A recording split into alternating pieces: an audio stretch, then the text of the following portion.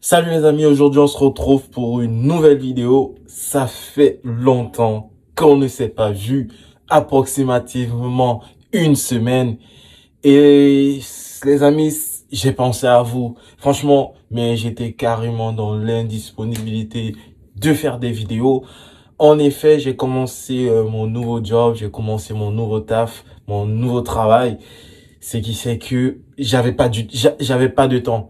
J'avais quasiment pas de temps pour faire des vidéos et j'en suis vraiment désolé. Mais bon, pas de souci. On va reprendre des habitudes. Je vais essayer de mieux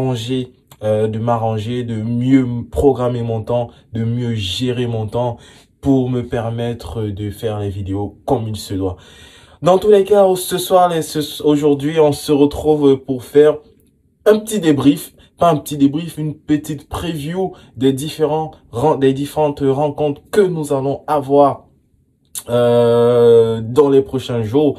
À savoir, ce soir, Paris Saint-Germain reçoit le Bayern Munich à domicile au Parc des Princes dans une ambiance électrique depuis leur défaite contre Marseille en Coupe de France et contre Monaco en championnat. Ça ne va plus, ça ne va absolument plus du côté du Paris Saint-Germain.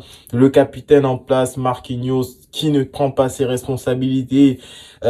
Conflit entre apparemment Marquinhos, Neymar et le directeur sportif Luis Campos. Ça ne va absolument pas du côté du Paris Saint-Germain. Il y a des choses qui ne vont pas. Il y a des choses qui doivent être résolues. Et je me demande aussi comment ça se fait qu'à la fin d'un match entre Monaco et le Paris Saint-Germain, que ce soit Kipembe qui parte rencontrer les supporters qui sont choqués, qui comprennent pas quelle est la problématique.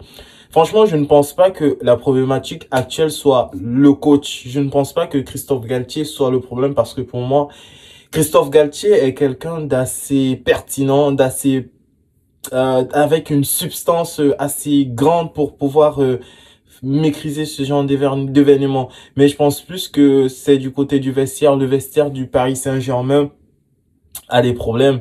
Mais bon, comme dans tout club, ça arrive, ça arrive. Et moi, je sais pas, je vois ça plus d'un autre côté. Dans les années précédentes, le Paris Saint-Germain était plus dans la dynamique opposée. C'est-à-dire que ils abordaient le mois de février en toute confiance. Ils abordaient le mois de février serein de leurs aptitudes et ils se faisaient foudroyer en février en Champions League par je sais pas si je vais appeler ça une trop grande confiance, mais ils se faisaient foudroyer et voilà. Dans cette année-ci, ils se présentent dans la configuration inverse, à savoir, ils sont en difficulté tant en Coupe de France, tant en championnat. Et là, je suppose que un esprit de rébellion, un esprit d'orgueil va leur donner la force nécessaire pour pouvoir se reprendre en main.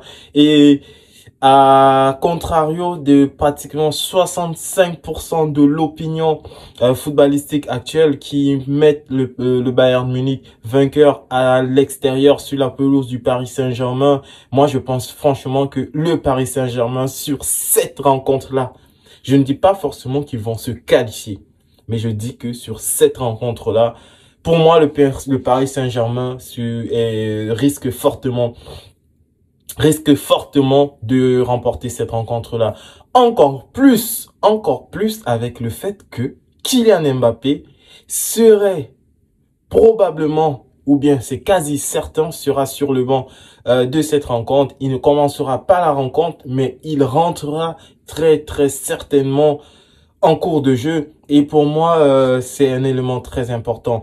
En fait, le Paris Saint-Germain aborde cette phase de huitième de finale de Champions League avec quasiment tous ces éléments de retour. Marco Verratti est de retour, Messi sera là, Neymar n'est pas blessé.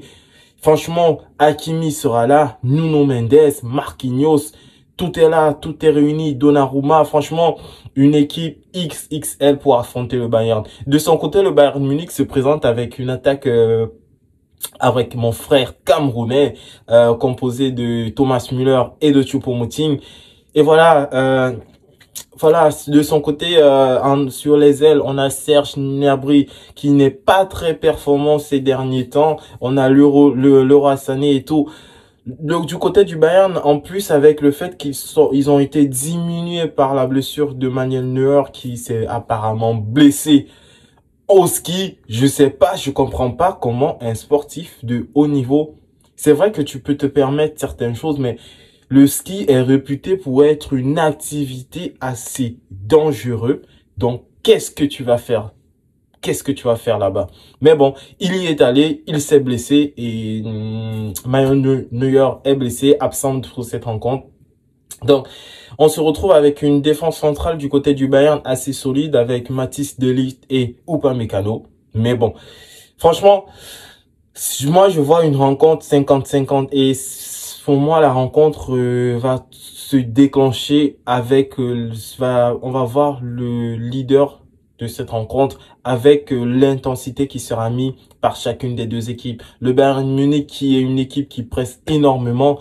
De son côté, le Paris Saint-Germain sera amené à faire des ressorties de balles assez propres. Comment ça va se passer? Comment ça va se passer? Là est tout l'intérêt de cette rencontre. Pour moi, mon pronostic, pour moi, le Paris Saint-Germain s'imposera sur un score probablement ou possiblement de 2-1. Là, c'est mon pronostic pour la rencontre Paris Saint-Germain, Bayern Munich.